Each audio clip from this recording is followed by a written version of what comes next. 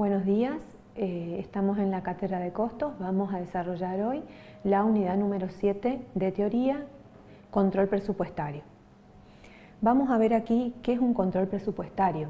Básicamente podemos hablar de procesos, ¿sí?, para poder tener una perspectiva completa de lo que vamos a planificar, la elaboración y la implantación y luego el posterior seguimiento de ese presupuesto.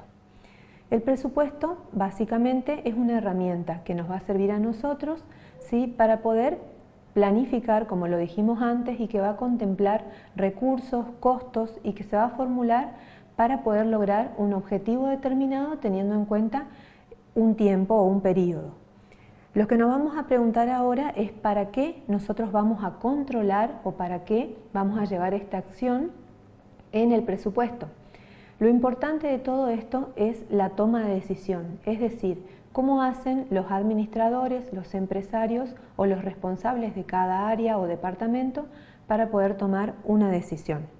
Para esto ustedes se van a encontrar en la bibliografía obligatoria con un cuadro, ¿sí?, que analiza básicamente las relaciones que se pueden ir dando y que nosotros vamos a tener acá sintetizado diciendo que el presupuesto estratégico con el cual ustedes se van a encontrar ahí, lo que va a contener son objetivos y medios necesarios para poder alcanzar.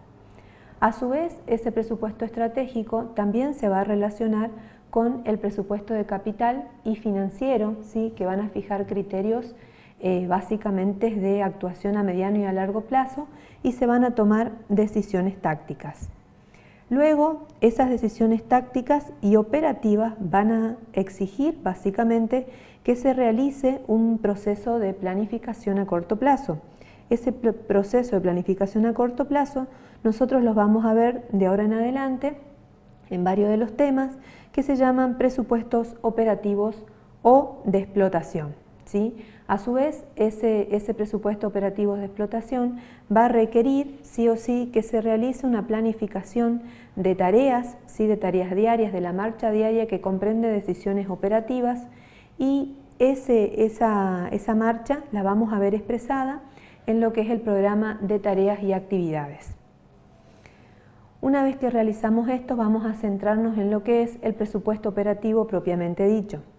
El mismo, ¿sí?, nos va a servir a nosotros para tomar decisiones a corto plazo y va a suponer que nosotros vamos a materializar medios y objetivos para alcanzar en cada uno de los centros de actividad en los que nosotros hayamos dividido la empresa con anterioridad.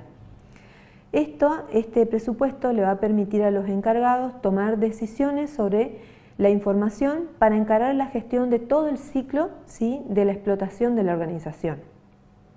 Este plan, ¿sí?, lo que tiene es que, como ya dijimos antes, es a corto plazo, van a comprender todas y cada una de las funciones que van a conformar la actividad productiva, así como también lo que van a representar es una actuación futura de la organización. Van a tener un marco temporal, ¿sí?, ese marco temporal va a ser correspondiente a un ejercicio económico, generalmente un año, y la información que vamos a ver en ello va a estar expresada en términos cuantitativos, ¿sí?, ya sea en unidades físicas, monetarias o también puede ser ambas a la vez. Va a tener objetivos que se va a pretender alcanzar como los medios necesarios, ¿sí?, para poder, medios y recursos para poder lograrlos y los diferentes conceptos que van a venir segregados por centros de actividad. Vamos a ver nosotros que la naturaleza que tiene este presupuesto va a ser como medio de control principalmente para la obtención de los objetivos, ¿sí?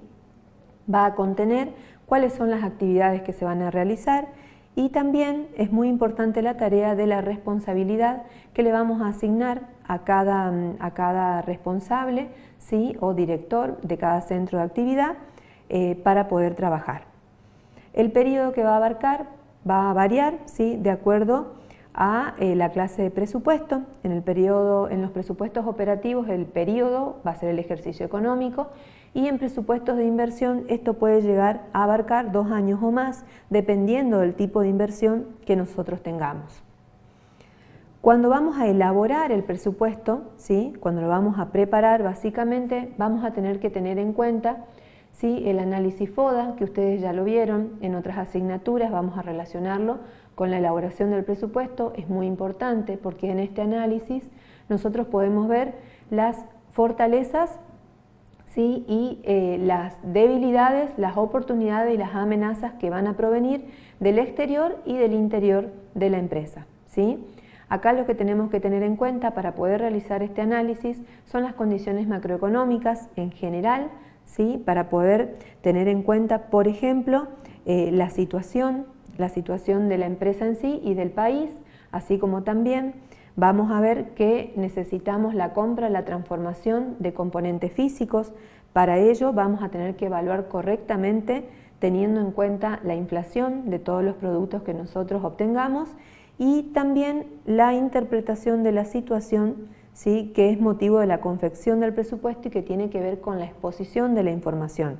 Es decir, cómo la expongo yo de la mejor forma posible para que la puedan entender todos los responsables para poder lograr el objetivo de la empresa.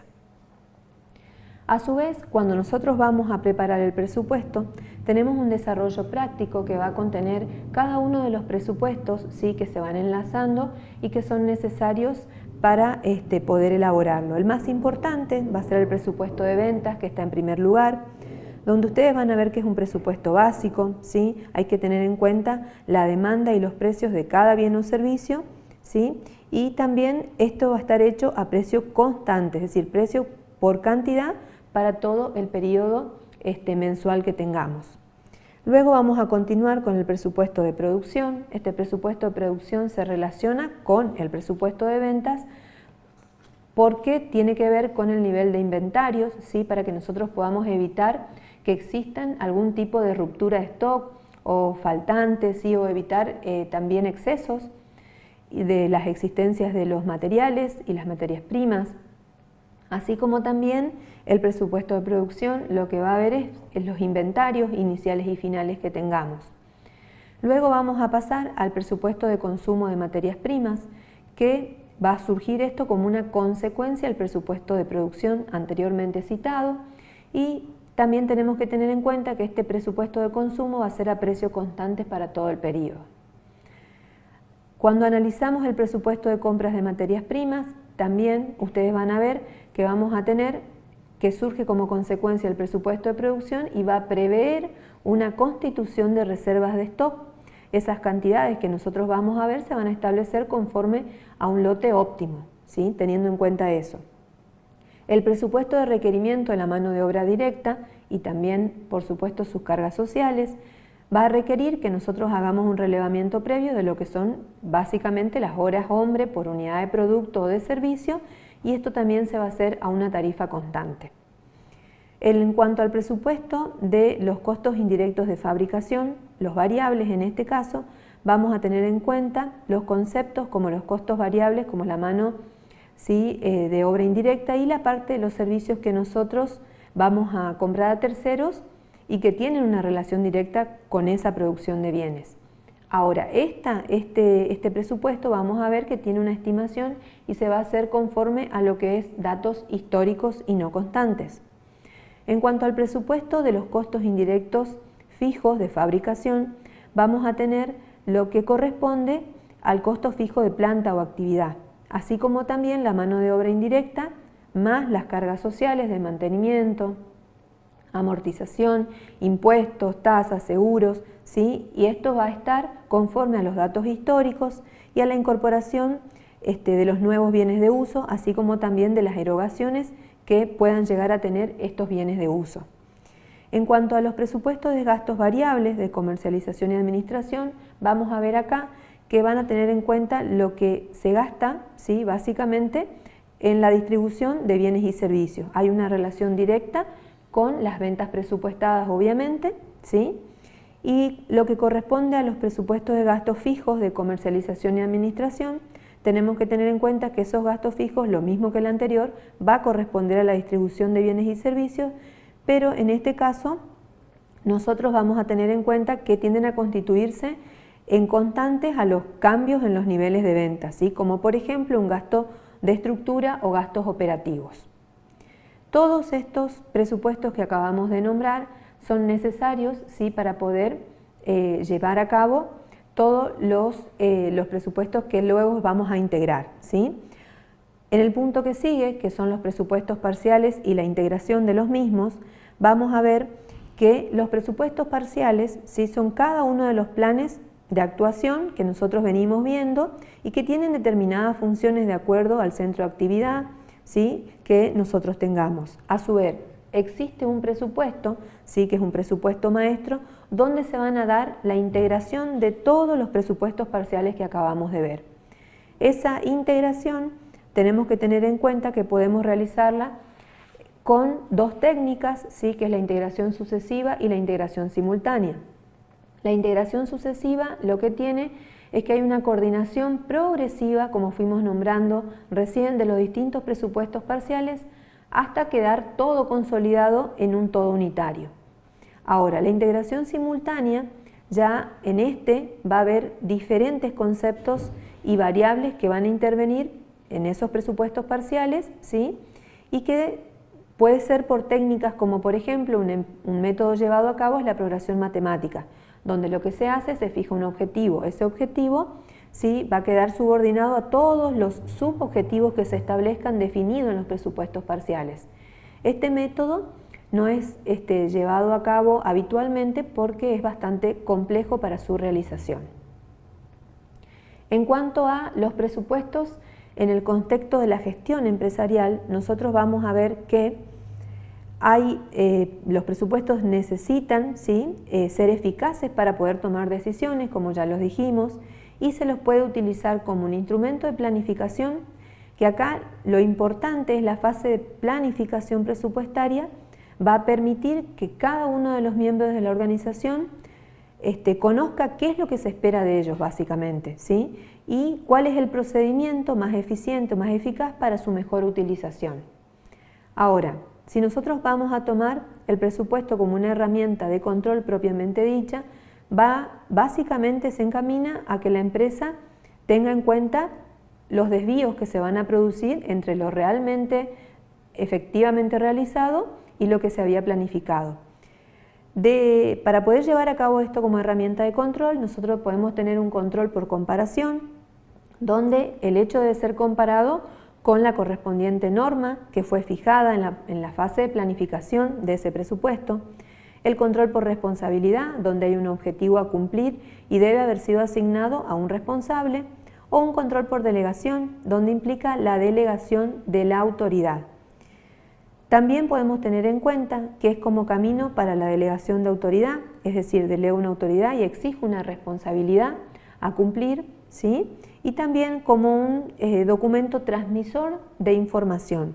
Es elemental que todas las tareas de planificación, ¿sí?, y control queden correctamente redactadas y elaboradas y se pueda comunicar para que el mismo cumpla con la función que tiene. En cuanto a la clase de presupuestos que podemos tener, nos encontramos, ¿sí?, en la bibliografía con los presupuestos operativos que pueden llegar a ser, según el periodo de tiempo que comprenden, en presupuestos estancados, que son aquellos que comprenden un solo ejercicio económico. Finaliza ese ejercicio y la empresa que hace nuevamente lo elabora, ¿sí?, con la idéntica duración que tiene el anterior, y la facilidad que tiene esto es que la empresa puede disponer de un plan de actuación de un año de actividad, ¿sí?, sin estar renovando continuamente. Ahora, los presupuestos progresivos son los que se van a realizar, pero por periodos de tiempo mucho más pequeños, ¿sí?, como meses, trimestres, cuatrimestres, dependiendo de la necesidad. Se va a actualizar de una manera gradual y el beneficio que tiene es que pueden adaptarse a todos los cambios que vaya sufriendo la empresa. Según la posibilidad de introducir modificaciones, pueden llegar a ser presupuestos únicos, donde se va a mantener el presupuesto original sin modificarlo, aunque la trayectoria de la empresa se aleje continuamente del plan de actuación que habían marcado en el inicio. Ahora, también tenemos aquí los presupuestos revisados.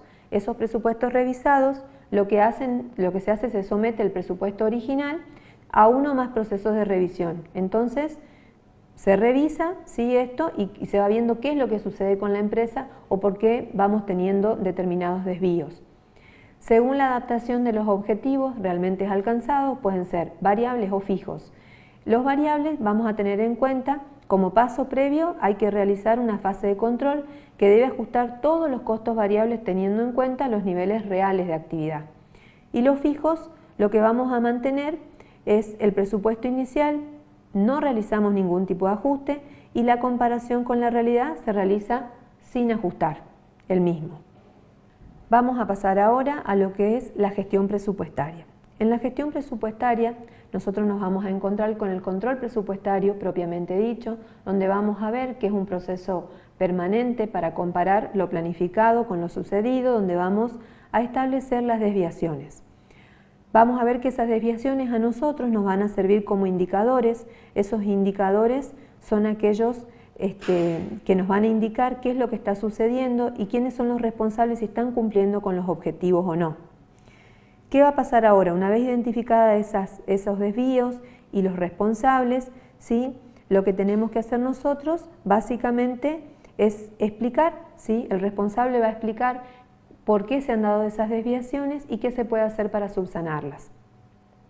Las actuaciones que van a derivar básicamente de esa fase de control van a ser acciones sobre la propia organización, donde lo que se intenta hacer es básicamente sobre toda la organización, ¿sí? Sobre los distintos centros de actividad y van a regular la gestión que sea la ineficaz. También podemos actuar sobre el proceso de planificación, que únicamente las acciones correctivas se va a tener en cuenta para poder actuar sobre ese proceso de planificación para que se corrijan los objetivos fijados en la etapa de planificación y se refleje en lo presupuestado. En cuanto a el control presupuestario y la delegación de responsabilidades, nosotros vamos a ver que como llegamos a esta etapa donde hay que controlar lo que realmente se hizo, hay que tener en cuenta quiénes son las personas que se les ha asignado, si las tareas y se les ha exigido una responsabilidad. Tradicionalmente se realizaba por medio de una responsabilidad por producto, es decir, se delegaba todo lo que corresponde a un determinado producto y en base a eso se controlaba. También la responsabilidad por centros de actividad, donde la función es clave para diseñar la estructura de la empresa. En cuanto a los centros de responsabilidad y los límites de autoridad delegados, nosotros podemos encontrarnos con que puede haber la delimitación de las responsabilidades y la asignación de las tareas en centros de responsabilidad de costos, donde se tiene la autoridad y la capacidad de decisión solamente para tomar costos controlables, ¿sí? Su objetivo principal va a ser minimizar costos. En cuanto a lo que es centro de responsabilidad de beneficios, vamos a tener que tener en cuenta la decisión sobre costos como ingresos. Se va incrementando, ¿sí?, la responsabilidad de cada uno de ellos. Y por último, los centros de responsabilidad de inversión, donde el responsable no solamente va a tener que tomar decisiones sobre costos e ingresos, sino que también sobre el nivel y el tipo de inversión a realizar. La principal diferencia que nosotros vamos a encontrar, ¿sí?, es el límite de autonomía de ese receptor, donde podrá gestionar libremente qué centro de responsabilidad va a estar bajo su control. Y este es el último tema que tenemos de la unidad número 7. Hasta la próxima clase.